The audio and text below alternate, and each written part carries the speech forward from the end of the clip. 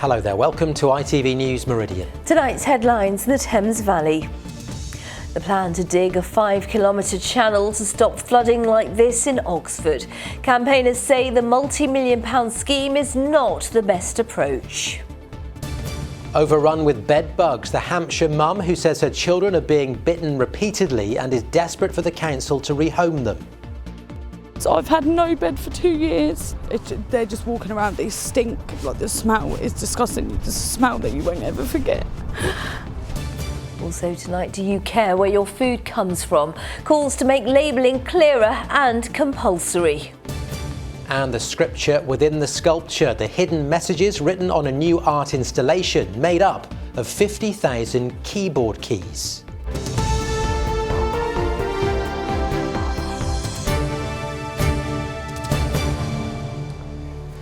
Good evening. Campaigners against a multi-million-pound flood scheme in Oxford say a centuries-old meadow mentioned in the Doomsday Book could be under threat if it goes ahead. The Environment Agency says a plan that includes the creation of a 5-kilometre-long channel through the Hinksey Meadow is the best way to save billions of pounds in flood damages. But some locals who agree a new flood defence is vital say their proposals will save £70 million and protect vital wildlife. Well, a 6-week public inquiry into the scheme is now underway, as Kieran Fitzpatrick explains. A David and Goliath battle is about to take to the stage. A group of concerned residents in the Osney area of Oxford taking on the Environment Agency. They believe the current flood plan is not fit for purpose. The current proposal consists of a channel that will destroy some meadows. These are irreplaceable meadows, and we're saying that a piped channel or pipes are taken from Seacourt down to Kennington, cut and cover. We believe our scheme will save a third of the cost. It will also mean that they don't have to bring traffic disruption on the A34. It will help protect vital transport infrastructure and utilities and keep Oxford open for business. Inside the King's Centre, an independent chair will decide if the Environment Agency's proposal will be agreed. They want to create a new stream with gently sloping wetland in the hope it'll bring upward of £1.5 billion in reduced flood damage costs. The £175 million scheme will create almost 50 acres of wetlands to alleviate any environmental damage. This area last experienced devastating flooding in 2014.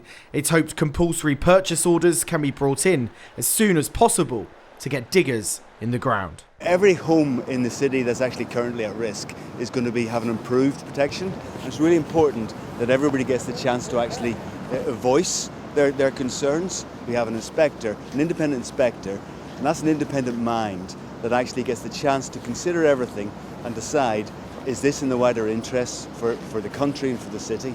Simon's home on the island has flooded several times in the past 20 years and says time is of the essence. It took nearly a year to get the house reinstated, and during that time we were kind of living upstairs and camping in downstairs rooms. It's incredibly stressful. I think we're now at a point where what's been proposed is the best we're going to get to, and we really need a decision now for this compulsory purchase order to go ahead. The Hinksey Meadow will bear the brunt of the work, with a historic ancient floodplain mentioned in the Doomsday Book having a relief stream through it. Neither side disagree with the importance of a flood scheme in this part of Oxford, but locals who are against it argue that not only is it a waste of taxpayers' money, but that it could severely damage the ecosystem in this 1,000-year-old meadow, and up to 4,000 trees like these could be chopped down. Jocelyn and Patricia have been involved with coming up with alternative plans that they say would not harm nearly as much wildlife. I live on Osney Island, and I was badly flooded in 2007, and it was pretty miserable.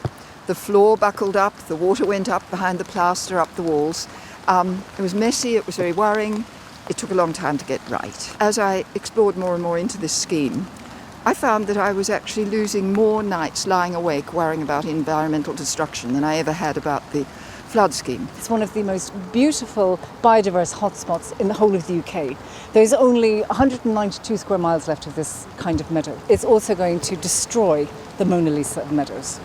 Now, Those alternatives are pumped pipe scheme, having no channel, having other modifications, and they will work just as well. The inquiry is set to continue for the next 6 weeks. What happens inside this conference centre by Christmas could determine what happens on the land outside for decades to come. Kieran Fitzpatrick, ITV News, Oxford. An Oxfordshire man who attacked a woman with boiling water has been jailed for 8 years. Richard Piercy from Farringdon carried out a prolonged assault on the woman in her 40s. He also caused bite marks on her body and threatened to kill her. A new programme has launched across Oxfordshire, helping patients leave hospital on time. Discharge to Assess changes the process by which people are offered social care support and speeds it up. It brings together teams from health, adult social care and therapy to plan their best route out of hospital. A mother from Hampshire who says her 2 young children are being eaten alive by bedbugs is begging to be rehomed. Tegan Dare says pest control officers sent to her council home have been trying to get rid of the bugs since 2020 but have failed. Well, she's shared video and photographs of the bedbugs crawling over her son and daughter, who are 4 and 7, and says her maisonette isn't fit for animals to live in. Kerry Swain has the story. There's 1, 2, 3. Wait, put your head back up, mate. You've got loads of bed bugs around you, baby, all around your head. It's like a nightmare, but this is real. Bed bugs crawling over her 4-year-old son as he sleeps. Oh my God, you've been bit. Tegan Dare tells me she and her 2 children have been sharing their council maisonette with bed bugs for 3 years. Their skin is awful. They've got scars upon scars upon scars. They've got open wounds on there. They're constantly itching. They wake up in the night crying. 1 there, 2 there. Tegan has removed wallpaper, carpet, furniture, even skirting boards, so the bedbugs have nowhere to hide.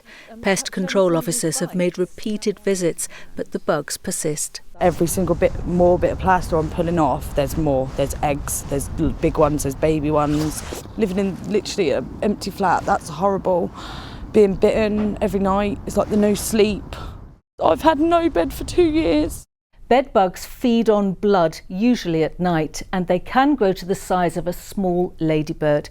The most common way to bring bedbugs into your home is in your suitcase after a foreign holiday or in second-hand furniture or furnishings. Signs that you have bedbugs include bites on exposed areas of skin and spots of blood on your bedding. Well, certainly we've seen a rise in the cases of bed bugs. To give some sort of number, if you will, in the last year, we've, say by August this year, we'd done as much work as we did the whole previous year on bed bugs already. So by those figures, it does show an increase. A council spokesperson said, "We sympathise with Ms Dare's situation and we have offered considerable support and advice over a long period of time to help tackle the issue at her home. While bedbug treatment plans can vary depending on the severity of the infestation, a sustained and consistent approach which relies on tenant cooperation and keeping to arranged appointments is generally the most effective." I got a pot of them and I showed them, and they're still saying more treatments. But it's not livable. It's literally not livable for kids. There's no way I wouldn't even keep an animal in there. What do you want to happen, Tegan? I want to get moved. I want to get moved out.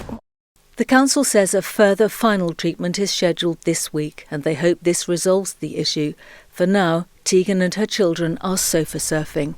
Kerry Swain, ITV News.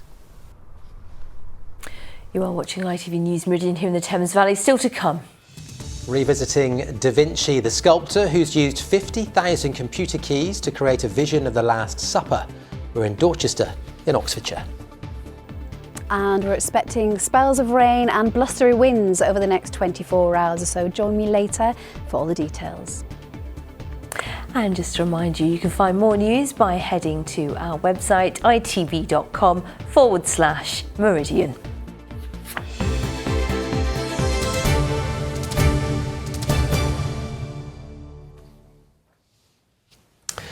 In other news, Salisbury Cathedral Choir has released its first Christmas album in more than a decade. Titled Salisbury Christmas, the album is a collection of Christmas carols, old and new, with many songs having a link to the city. Roofers working on a project to restore the historic Westgate in Southampton have uncovered pages from a local newspaper dating back to 1937. A stamped plaque was also found, shedding light on work carried out more than 80 years ago.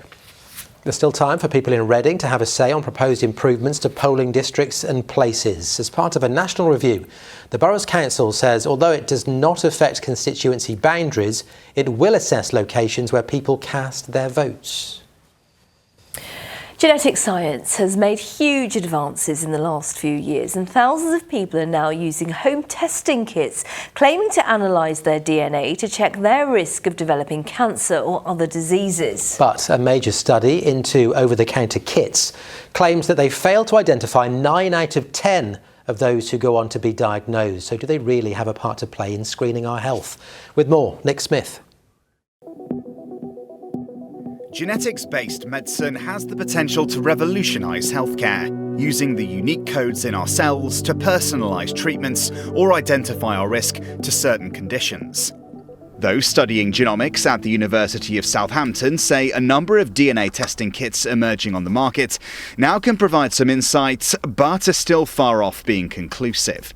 So the first thing about these over-the-counter tests is that they are tests to predict risk. They are not tests for diagnosis. So they offer a very high level view of what an individual's risk of developing a heart disease or asthma or other complex diseases might be. They absolutely do not provide a diagnosis. They use markers that are common to the population and that are associated with risk. Self-DNA testing kits have emerged on the market in recent years. Users take a swab and send a sample, which will be analysed to flag up genes which increase susceptibility to developing a disease. George Thomas's company offers a variety of different health testing kits, done in either a clinical setting or at home, including ones which identify genetic risks. There's a range of them really. I mean, you can look at hereditary cancer risk, you can look at cardiac risk, you can look at pharmacogenomic tests, and a whole range in between really. The public awareness of these tests has definitely increased. There's a whole range of celebrity profiles that have done a certain amount of these tests and then have gone on to have forms of preventative surgery, but the sample can be collected at home, so you don't have to leave your house as it were, and then it's posted off to the laboratory. But some in the academic community are sceptical. One study by University College London analysed 926 polygenic risk scores for 310 diseases. For breast cancer and coronary artery disease, the risk scores only identified an average of 11% of eventual cases, and 5% of tests produced false positives. Professor Caroline Wright recently co-authored another report in The Lancet, claiming people were opting to have unnecessary preventative surgery on the back of home testing kit results. Obviously, diagnosis is very different from prediction of the future, and these sorts of tests really are focusing on that, and I think people need to know that they're not necessarily that accurate. And for the common diseases, the best thing you can do is still the standard things of eat healthily and some exercise and so forth. And these genetic risk predictions from these polygenic scores are actually really not that accurate.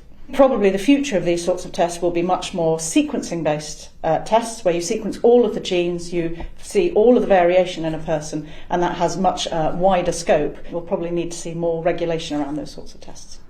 Though the supplier of these home kits we spoke to insists his service always comes with responsible professional advice if a patient receives a concerning result. And what's most important is the patient understands what the potential outcome of these tests could be, and also the psychological effects as to what actually the result means and what they're going to do with that. And the follow-up consultation that you have with the doctor ensures that you are being given the right decisive actions to take, if any.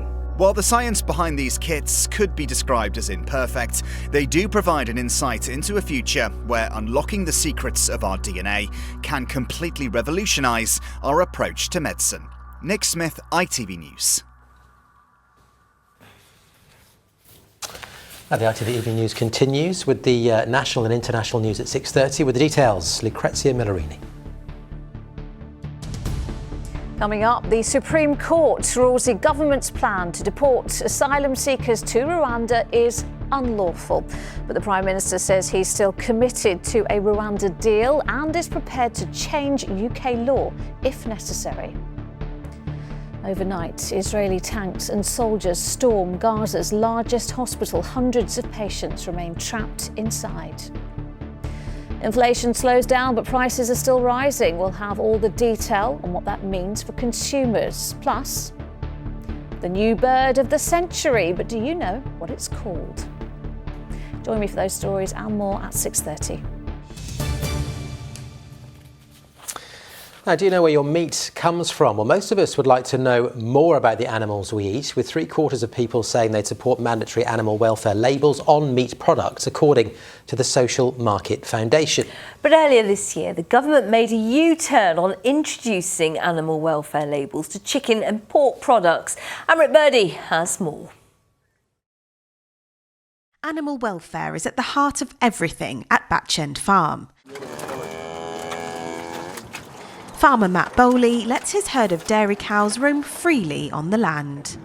We try to allow the cows to live as natural a life as possible.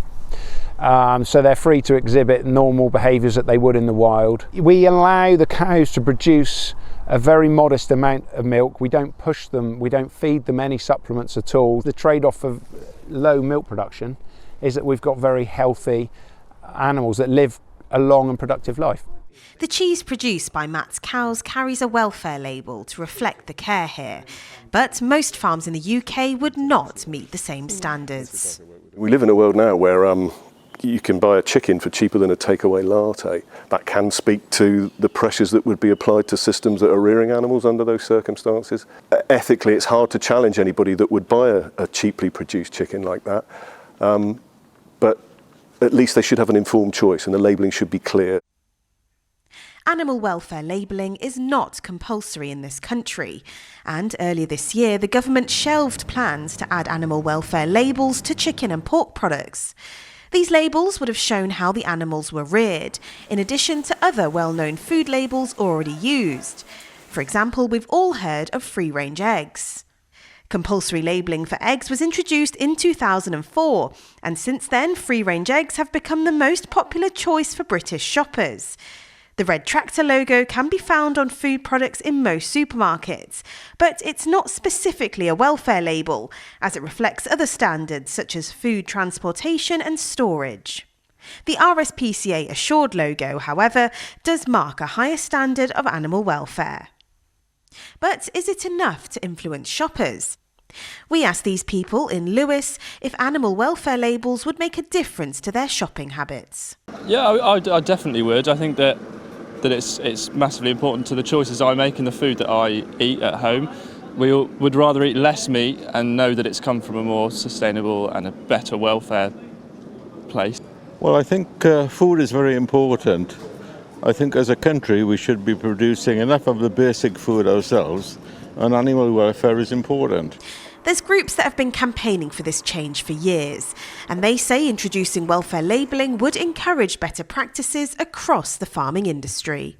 Dairy cows that may have spent their entire lives indoors, never getting outside to graze on pasture, or pigs that have been farmed intensively indoors, had their tails cut off.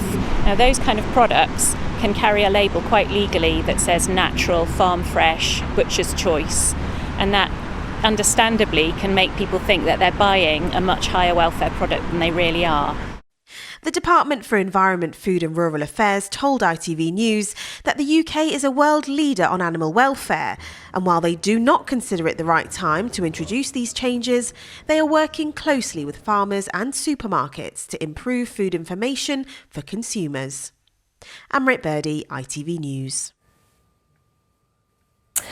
Let's turn to sport now, and last night's first round FA Cup replay where Horsham's hopes of reaching the next stage were dashed after a defeat to visitors Barnsley. Well, the Hornets manager said the result was disappointing but praised his players for giving their all, while the fans dressed in green and yellow weren't left feeling too blue. With the full roundup, here's James Dunham. Placing 3 bars of lard in the opposition dugouts was supposed to bring Horsham luck. The Lardy Army's tradition unable to create FA Cup history for the Sussex side, which has only reached the second round once in 142 years. John De Paula has led Horsham to their highest ever league placing. Now he wants to cause a huge shock. The grease clearly rubbed off on Barnsley, a well-oiled goal-scoring machine with not one, McAteer send the ball wide and it comes back to the far post and Cadden is there. but 2 balls. It's a good cross which goes over the top of the goalkeeper's head and it... Getting past goalie Lewis Carey within the first 10 minutes. Soon after came the third. And it's come all the way through to McAteer, who's trying to chip the goalkeeper. Final devastating blow, all before the first half whistle. That opening 10 minutes really that sapped us a bit. But I thought the boys were excellent. I thought they gave everything they could, and I thought we played some great football at times. On another night we might have scored. Not quite the post-match buzz the 2,600 Hornet fans wanted, but the Tykes didn't cause too much of a sting. I'm happy to be here. Record capacity. I don't think we disgraced ourselves. They didn't disgrace themselves. It was a second half, really good game. We played really well. A fabulous game. Best team won, but it's been great for the community and our guys have done us proud. Well done, the Hornets. I think it's a really good team performance. I know we might have lost, but to get this far in the competition for a non-league side, it's a great achievement. You know what? We forced a replay. We got them here. 3-0 loss. Don't matter what. This is what the FA Cup's all about. This is what it's all about. Up the ocean, though. Do you know what I mean? We love it. The home side knew they had a challenge with the visitors 5 leagues above. Horsham's FA Cup dream is over, but they are walking away with heads held high. James Dunham, ITV News. Do you know what? I was disappointed, but that's non-league football right there. The fans kind of being positive at the end. You know, we didn't win. We did our best. They did the community proud. Yeah, community, all about that. You watched it last night on the late shift, didn't you? For work purposes, obviously, on the late shift. Yeah, it was disappointing because after the first 10 minutes, it was kind of done and dusted. To be, 2 down. Never mind. Never mind. It's all good. It's all good. And they'll like this piece. A piece of artwork with a bit of difference now. A sculpture made up of 50,000 computer keys has gone on display at Dorchester Abbey near Benson in Oxfordshire. Well, the keys create a mosaic effect depicting one of Da Vinci's most recognisable paintings, The Last Supper. There are also verses from the Bible hidden among letters. Penny Sylvester has been to take a look as she sent us this. This is Dorchester Abbey, a 12th century church, and it's here there's a very modern twist on a 15th century work of art. It's a 3-dimensional recreation of Leonardo da Vinci's Last Supper. It is made entirely on the surface out of recycled computer keys. The sculptor, Peter Barnes, says that he thinks in amongst it all there are some 50,000 computer keys. And it's arrived here because the team rector was on a visit to a church in Windsor. She saw it and thought, I need that. You saw it, you wanted it, is that right? I did. I saw it and I could see it in Dorchester Abbey. As soon as I looked at it, we have amazing space here. And I inquired and here it is now. It's very technical, but the church is absolutely at the heart of it, isn't it? It really is. This is the meal that is at the heart of the life of the church. And sculptor Peter Barnes explained to us, there's verses and words all over and symbols to discover. And the words of Jesus here, Amen, I say to you, one of you will betray me. And then the whole thing leads to Jesus. And this is what really caught me when I saw it in Windsor. Right in the heart of Jesus is the word home. And Jesus is our home in the fullest sense of the word. It's a mighty big piece of artwork. How did you get it through the doors? It's quite a task, but fortunately I didn't have to make that happen. We have a wonderful events coordinator. So it's your fault that it's arrived here. How did you get it through the doors? It was very close. It was a centimetre either side. It's 450 kilograms, so about the same weight as a grand piano. And we rolled it into the space down the steps. And doesn't it look magnificent here? And you can't help but touch it. I was just going to say, even anyone coming up to it wants to put their hands on it. That's not what we're normally allowed to do. No, but it's encouraged, and we particularly want children to come in and see it and touch it, because keyboards they're really familiar with, and we're hoping to have education visits where children can come and touch it and find the sentences in it and enjoy it. So if word search is your thing, you like a bit of a challenge, then this is the place to come. It'll be here at Dorchester Abbey until Easter. Eddie Sylvester there. Plenty of time to see it, but we would just love that. Yeah, it's really clever. Yeah, it's just like, what do you call it, like a word search, but obviously with like... Although I kind of want to know where they got all the keyboard keys from. Are there now a load of offices across the region with letters missing from their computers? I might just check mine in a little bit. I was going to say, no, yours are all there. They're all there. I can tell. Don't worry. Right, on that note, let's get a check on the weather forecast with the details for us tonight. Here is Amanda.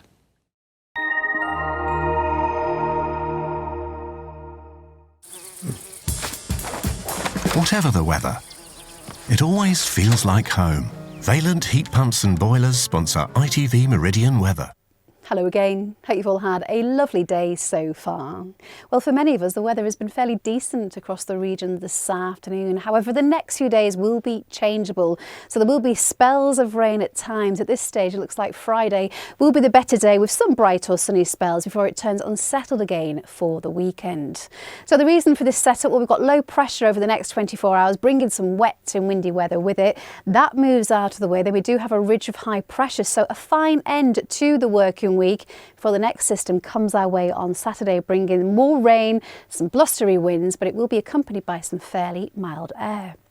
Now, in the meantime, for the rest of tonight, we're largely dry at the moment with some clear skies. However, you can see during the small hours, we have this system working its way through. That will bring some heavy rain into places and blustery winds too. So Met Office weather warnings in force throughout tomorrow morning. As you can see here, some heavy, persistent rainfall may lead to some localised flooding. Could be a tricky rush hour for some of all of that spray around, and it will be blustery too, especially along the south coast. So it will start to improve later on in the day, but all in all, it remains grotty and murky out there. Highs anywhere between 7 and 10 degrees, so certainly feeling a little bit fresher out there. Then, as I mentioned earlier, we have that ridge of high pressure on Friday, so give or take a little bit of rain to begin with. For most of us, it should be a fine and dry end to the working week before this next system behind me here starts to work its way towards us. So that is going to bring some wet and windy weather into the weekend, but you can see here temperatures will be climbing. We're back up to highs of around 14 degrees by the time we get to Saturday. Bye-bye. Valent Heat Pumps and Boilers sponsor ITV Meridian Weather.